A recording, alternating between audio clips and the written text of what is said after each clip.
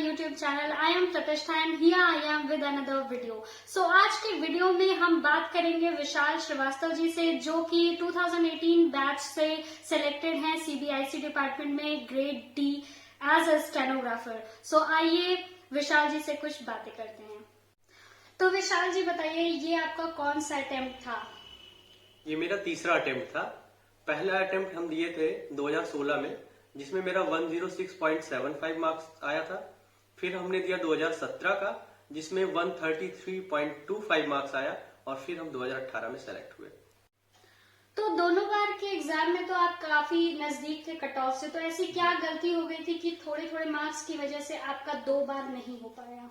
जी हाँ, 2016 में मेरा जब नहीं हुआ था तो उस समय कट ऑफ गई थी 107.25 और मेरे मार्क्स थे 106.75, इसलिए 2016 में नहीं हो पाया था.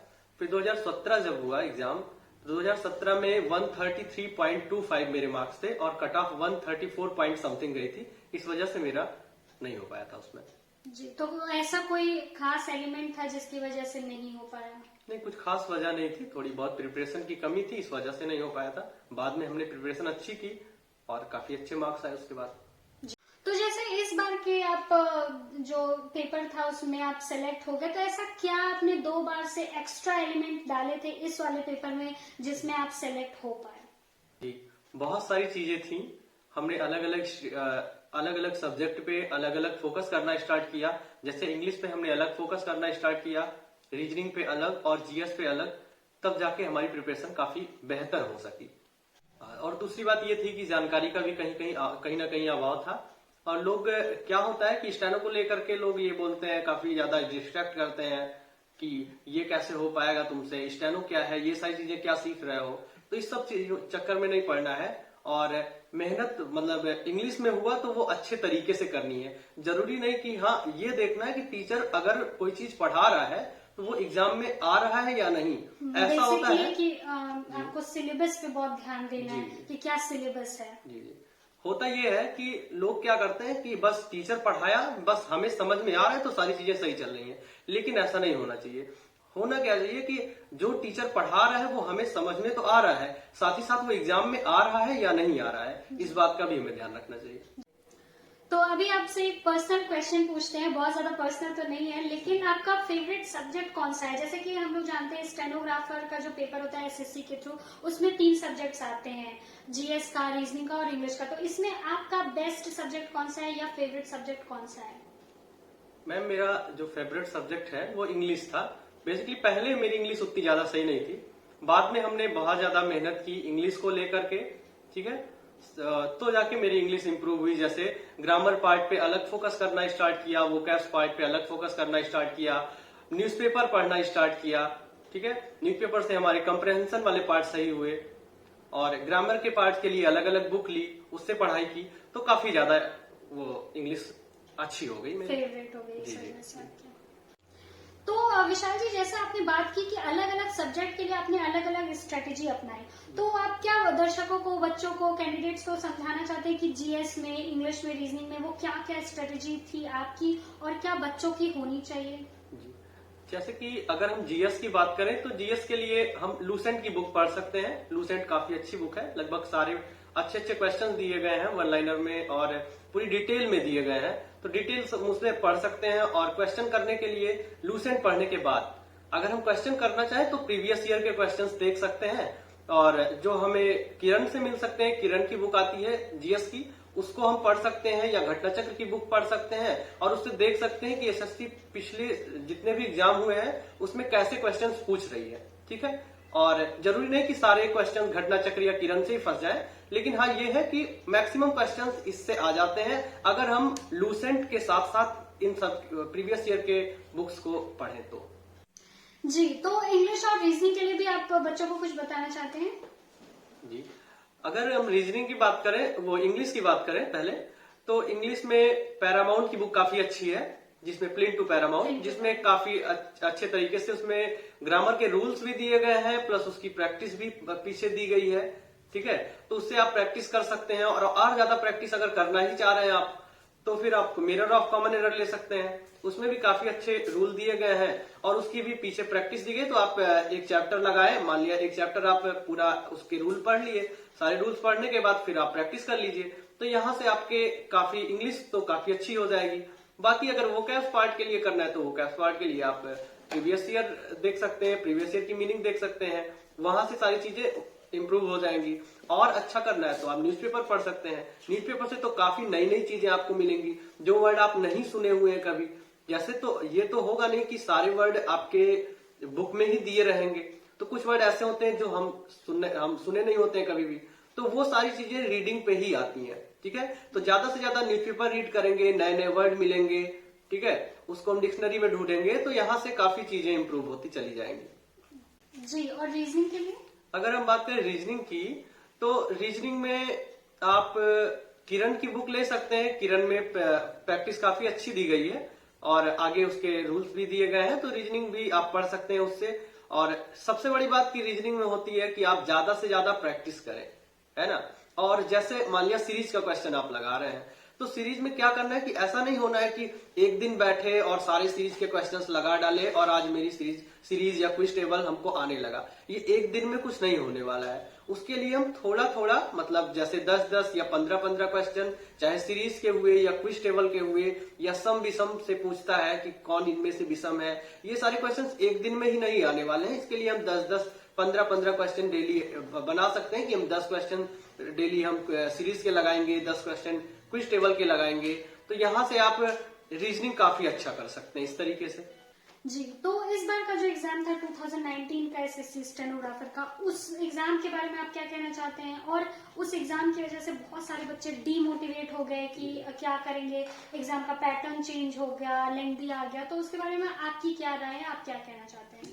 इस बार जो पेपर हुआ दरअसल, तो उसमें हुआ क्या कि इंग्लिश तो बहुत ज्यादा इजी दे दिया है ना, इजी टू मॉडरेट थी इंग्लिश, और जीएस और रीजनिंग में थोड़ा बहुत, जीएस में वो जीएस तो ठीक भी था एक तरीके से कह सके अगर हम, लेकिन रीजनिंग थोड़ा टाइम टेकन कर दिया था, है ना।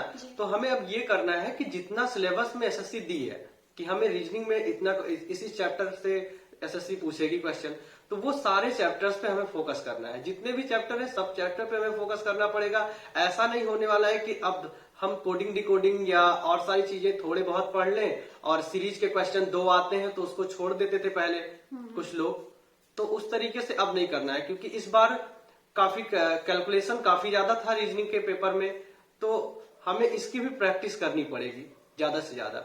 और रीजनिंग तभी बेहतर हो सकती है जब आप ज्यादा से ज्यादा प्रैक्टिस करेंगे। ठीक है, सिर्फ पढ़कर कुछ नहीं होगा, जी, आपको जितना प्रैक्टिस कर सकते हो उतना करना चाहिए। हाँ। जी, तो अगला जो क्वेश्चन है वो ये है कि आपका स्किल टेस्ट का क्या एक्सपीरियंस था और आपने शॉर्ट हैंड कितने समय में सीख लिया था? स्किल टेस्ट तो मेरा काफी अच्छा हुआ था। स्किल में बेसिकली नॉर्मल चीजें बोली गई थी, जो अगर आप खंड 1 या 2 से लिख रहे हैं, खंड 1-2 आती है, ठीक है, रामधारी गुप्ता जी की बुक से। जी, हिंदी स्टेनो से था मैं जी। तो अगर आप खंड 1-2 पूरी प्रैक्टिस कर डाल रहे हैं तो लगभग सारे वर्ड उसी में से मिल जाएंगे, आपको कुछ बाहर जाने की जरूरत नहीं पड़ेगी जी। और स्किल में आप, मेरा तो लगा था लगभग 1 साल के करीब लगा था, ऐसे ही लगभग लगता है। अगर आप रिटर्न निकाल ले जाते हैं या आप पहले से सीखे, बेहतर ये होगा कि आप रिटर्न निकालने के पहले ही सीखते हुए चले, साथ साथ तैयारी रिटर्न की भी होती चलेगी और शॉर्ट हैंड भी धीरे धीरे होता चलेगा। होता क्या है कि अगर हमारा रिटर्न निकल गया और हमने शॉर्ट हैंड नहीं सीखा है तो फिर बहुत ज्यादा प्रेशर हो जाता है और उस प्रेशर में चीजें कुछ गलत भी हो सकती हैं।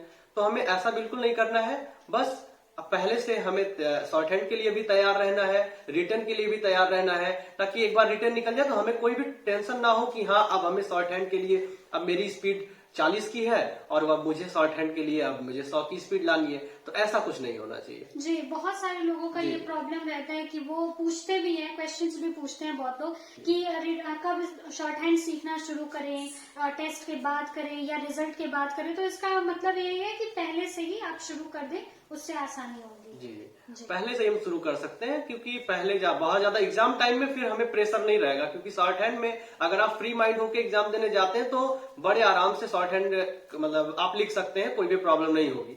ठीक है, जैसे मेरा यूपी SSSC में भी हुआ था, तो यूपी SSSC का मैं दे के आया हूँ, इंटरव्यू दे के आया हूँ, तो 2016 स्टेनोग्राफर का, तो उसमें भी जो शॉर्ट हैंड पूछा गया था, पहले मेरा एसएससी का स्किल हुआ था, उसके बाद 2016 यूपी ट्रिपल एससी का स्किल टेस्ट हुआ, तो बहुत अच्छा हुआ, कोई दिक्कत नहीं हुई क्योंकि मेरी स्पीड पहले से ऑलरेडी थी, इस वजह से कोई प्रॉब्लम नहीं। तो यही चीज हम लोगों को ध्यान रखनी है, आप लोगों को भी ध्यान रखनी है कि हमें तैयारी जो करनी है वो रिटन एग्जाम के साथ साथ शॉर्ट हैंड की भी तैयारी करते चलनी है। ये नहीं करना है कि हम रिटन एग्जाम पास कर लें फिर बाद में देख लेंगे, टाइम तो देता ही है, शॉर्ट हैंड हो जाएगा, ऐसा बिल्कुल नहीं सोचना है जी। तो नेक्स्ट क्वेश्चन ये है कि तैयारी के दौरान आप बच्चों को क्या टिप्स देना चाहते हैं कि किन गलतियों से बचना चाहिए, या आपकी कौन सी ऐसी गलती थी जिसकी वजह से आप पहले सेलेक्ट नहीं हो पा रहे थे और बाद में आप सिलेक्शन ले पाए आसानी से? पहले तो एक तो ये होता है कि लोग एक ही पार्ट पे ज्यादा फोकस करने लगते हैं, या तो वो ग्रामर पे फोकस करने लगते हैं या तो वो वर्कआउट पे फोकस करने लगते हैं। तो हमें ये ध्यान रखना कि हमें दोनों पार्ट पे फोकस करना है। अगर ग्रामर भी पूछा जा रहा है, वोकैब भी पूछा जा रहा है। क्लोज टेस्ट पैसेज की लोगों की दिक्कत रहती है कि हाँ सर क्लोज टेस्ट गलत हो रहा है, पैसेज गलत हो रहा है, तो इसकी सबकी भी हमें ज्यादा से ज्यादा प्रैक्टिस करनी होती है।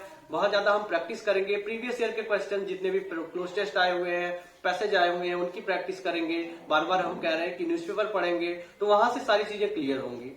दूसरी बात होती है कि बार बार मैं कह रहा हूं कि सही टीचर का चुनाव ये बहुत ज्यादा जरूरी है। अगर आप सही टीचर से नहीं पढ़ रहे हैं, ठीक टीचर से नहीं पढ़ रहे हैं कि हाँ वो आपको उल्टी सीधी चीजें पढ़ा रहे हैं, तो ये सारी चीजें नहीं होनी चाहिए, जिसका मैं खुद भुगत भोगी हूँ और आप भी मैम जानती होंगी। जी जी बिल्कुल, मेरा खुद का भी एक्सपीरियंस रहा है, मैंने भी बताया है कि टीचर जो होते हैं वो अलग चीजें पढ़ाने लगते हैं, सिलेबस से बहुत हट कर पढ़ाने लगते हैं, तो वो आपके लिए कभी भी फायदा नहीं करेगा। आपको लगेगा कि आप बहुत सारा पढ़ रहे हैं लेकिन वो फायदा नहीं करता है। बहुत अच्छी बात। और टीचर से दूसरी बात, इमोशनली वो नहीं होना है, टच में नहीं रहना है ना। टीचर से बिल्कुल इमोशनली टच में नहीं रहना है कि हाँ सर है बहुत अच्छे हैं, बहुत अच्छे हैं, इससे मतलब नहीं है। वो कैसा पढ़ा रहे हैं, मेन थिंग ये है कि वो कैसा पढ़ा रहे हैं, ठीक है। और वो जो पढ़ा रहे हैं वो क्या एसएससी पूछ रही है या नहीं पूछ रही है, ठीक है। बिल्कुल जी, तो काफी इम्पोर्टेंट बातें आपने बच्चों के साथ शेयर की हैं, बहुत सारे लोगों को बहुत अच्छा लगेगा और बहुत हेल्प भी होगी। तो लास्ट क्वेश्चन अब मैं आपसे पूछना चाहती हूँ कि स्टेनोग्राफर को लेकर अभी भी बहुत सारे बच्चों के मन में बहुत सारे मिथ्स होते हैं, बहुत सारे टीचर्स भी बहुत सारे मिथ्स क्रिएट करते हैं, तो क्या उनमें से आप कोई मिथ्स आपके दिमाग में आ रहा है जिसकी आप रियलिटी बताना चाहते हैं? पहली मिथ तो ये रहती है लोगों में कि शॉर्ट हैंड को लेकर के कि बहुत ज्यादा टाइम लगता है, टाइम टेकन होता है शॉर्ट हैंड। तो नहीं, बिल्कुल ऐसी बात बिल्कुल नहीं है कि शॉर्ट हैंड में बहुत ज्यादा टाइम लगता है, लेकिन हाँ आपको 6 to 7 मंथ देने पड़ेंगे इसके लिए, ठीक है। 6 से जी शॉर्ट हैंड अगर 6 से 7 महीने आप अच्छे से प्रैक्टिस करते हैं तो बिल्कुल भी शॉर्ट हैंड आप अच्छे से सीख सकते हैं, अच्छी खासी स्पीड आ सकती है आपकी। डिपेंड करता है कि आप कितना ज्यादा मेहनत कर रहे हैं, प्रैक्टिस कितनी ज्यादा कर रहे हैं। शॉर्ट हैंड का मतलब दूसरा नाम एक प्रैक्टिस ही समझिए कि हम कितनी ज्यादा प्रैक्टिस कर रहे हैं, इस पे डिपेंड करता है। हमें ये बिल्कुल नहीं सोचना है कि वो लोग कह रहे, कौन लोग कह रहे हैं कि बहुत ज्यादा टाइम लग रहा है, मुझे तो 2 साल लग गए, 3 साल लग गए, ऐसे सब चीजों में बिल्कुल अफवाहों में हमें नहीं पड़ना है, ठीक है। अगर आप कमेंट भी आते रहते हैं कि 2 साल लगते हैं। अगर आप अच्छे से तैयारी कर रहे हैं और अपने पढ़ाई को लेके सीरियस है और प्रैक्टिस कर रहे हैं तो 6 से 7 महीने में आप शॉर्ट हैंड की अच्छी स्पीड ला सकते हैं। दूसरी बात ये रहती है कि लोग ये पूछते हैं कि सिलेबस में क्या क्या है, क्या क्या ज्यादा चीजें, कौन कौन से चैप्टर से ज्यादा चीजें पूछी जा रही हैं। तो पहली बात तो हम ये देख लें कि रीजनिंग में जो भी क्वेश्चंस आए हैं वो हमारे सिलेबस से ही आए थे, ठीक है।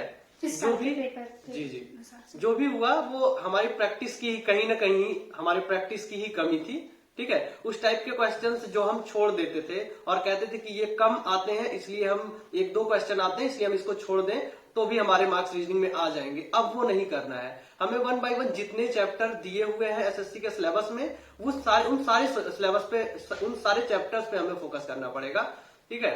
और फिर जाकर के आपकी सारी चीजें अच्छी हो जाएंगी।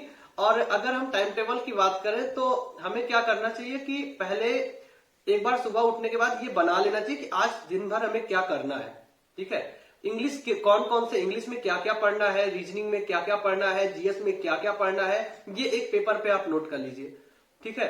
उसके बाद आप जैसे जैसे सपोज आप इंग्लिश का कोई चैप्टर पढ़े उसको आप टिक कर लीजिए कि हाँ मैंने ये चैप्टर कंप्लीट कर लिया। अब मैं जीएस पे आता हूँ, जीएस में हिस्ट्री में मैं क्या पढ़ने जा रहा हूँ वो लिखे हुए हैं आप, वो कंप्लीट हो जाए उसको आप टिक कर लीजिए कि हाँ ये चीजें कंप्लीट हो गई हैं। फिर आप रीजनिंग पे आइए, फिर जब दूसरे दिन आप टाइम टेबल बनाइए तो उसी के बगल में आप फिर टाइम टेबल बनाइए दूसरे दिन का। फिर देखिए कि कल हमसे क्या चीजें छूट गई थी जो आज हमें करनी है। ठीक है, होता क्या है कि हम कल कुछ और पढ़ते हैं, दूसरे दिन कुछ और पढ़ने लग जाते हैं, तीसरे दिन भूल जाते हैं कि हम इडियम्स तैयार कर रहे थे, हम कुछ वोकैब्स तैयार करना स्टार्ट कर देते हैं। तो ऐसी गलतियां बिल्कुल नहीं करनी है। तो विशाल जी, आपका बहुत बहुत धन्यवाद। आपने इतना समय दिया और कैंडिडेट्स की इतनी हेल्प की, इतने इम्पोर्टेंट आपने टिप्स बताए तैयारी के लिए। तो अब आप कुछ कहना चाहते हैं? जी मैम, आपका बहुत बहुत धन्यवाद और सभी कैंडिडेट्स को ऑल द बेस्ट।